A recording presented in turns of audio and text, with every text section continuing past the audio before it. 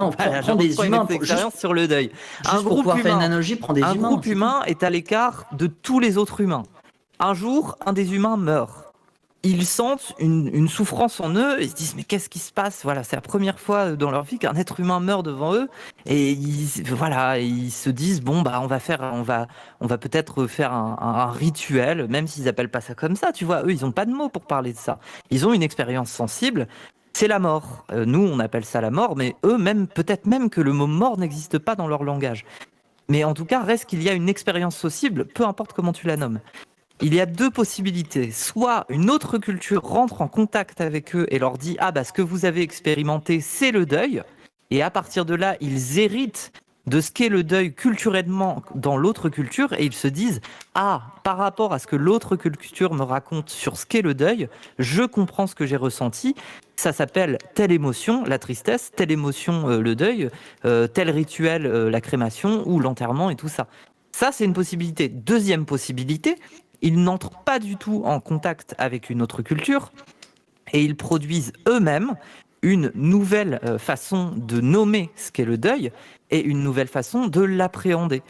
Et c'est-à-dire qu'à ce moment-là, ils produisent une nouvelle catégorie et ils produisent des nouvelles normes autour de ce qu'est le deuil selon eux.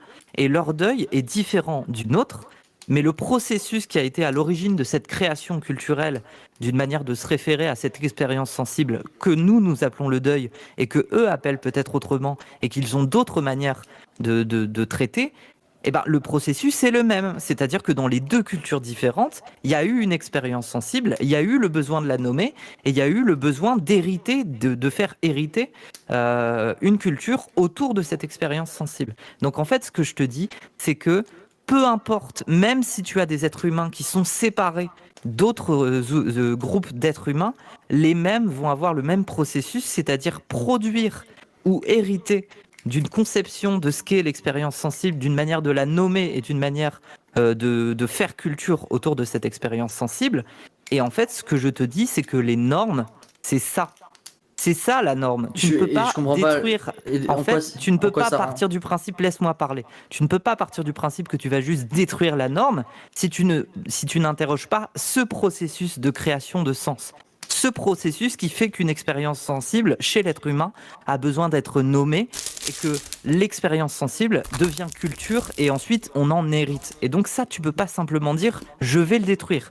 Tu peux en désamorcer les effets en interrogeant dans la société le sens que nous attribuons à nos expériences sensibles et en multipliant la capacité d'avoir des expériences sensibles différentes et de pouvoir les nommer de manière différente. Ça, c'est une manière de délégitimer le pouvoir d'une expérience sensible et du fait qu'elle est légitimée comme étant la seule à devoir s'appliquer. En l'occurrence, le genre homme-femme et le patriarcat, c'est une manière de considérer l'expérience sensible d'être un être sexué et d'avoir un genre. La seule manière d'en désamorcer le pouvoir, c'est de produire plusieurs possibilités, plusieurs manières de nommer l'expérience sensible. Mais tu ne peux pas détruire le processus qui a créé ces catégories, Mais tu peux puisque c'est le même processus qui crée d'autres catégories. Quand les queers produisent à genre, non-binaire et compagnie, ils ont un processus de création d'expérience, de sens à l'expérience sensible, qui est le même, qui est à l'origine de l'expérience sensible du féminin et du masculin. Nous faisons la même chose, nous sommes déterminés par le langage et par la manière de communiquer avec les autres êtres humains à ça. On n'est pas déterminé par le langage, on crée le langage. On est déterminé par le langage. Oui, mais ensuite, une fois que le langage, on le crée,